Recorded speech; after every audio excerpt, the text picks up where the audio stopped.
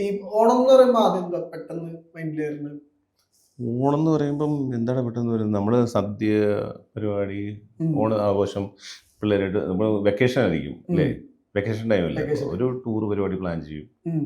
പിന്നെ ഒരു ഓണസദ്യ ഉണ്ണൽ പരിപാടി. വീട്ടിലാണെങ്കിലും നമ്മൾ ഓണസദ്യ സെറ്റ് ചെയ്യും. അല്ലെങ്കിൽ കൂട്ടുകാരായിട്ട് നോൺ വെജ് ഒക്കെ ഉണ്ടാവും ഓണത്തില്?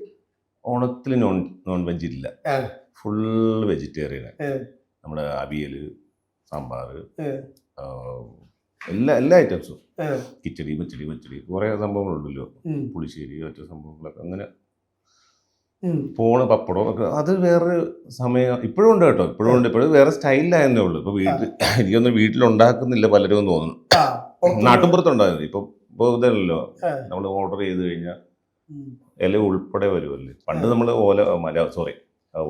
വാഴയില വെട്ടി ഉം. ഇല ഇട്ട് സെറ്റ് ചെയ്ത് വീട്ടിലൊക്കെ സെറ്റ് ചെയ്ത് അങ്ങനത്തെ ഒരു പരിപാടി നിങ്ങൾ ആഘോഷിക്കാറില്ലേ? ഉം. ഈ ചെമ്പില് ചെറുപ്പത്തിൽ ഓണം ഓർമ്മയുണ്ടോ? തറവാട്ടില്? ചെമ്പില് തറവാട്ടിൽ ഉണ്ട്, ഉണ്ടായിരുന്നു. കുഞ്ഞില് എല്ലാവരും ഉണ്ടായിരുന്നു ആ. ഒരു ടൈമിൽ. ആഘോഷിച്ചിട്ടുണ്ട്.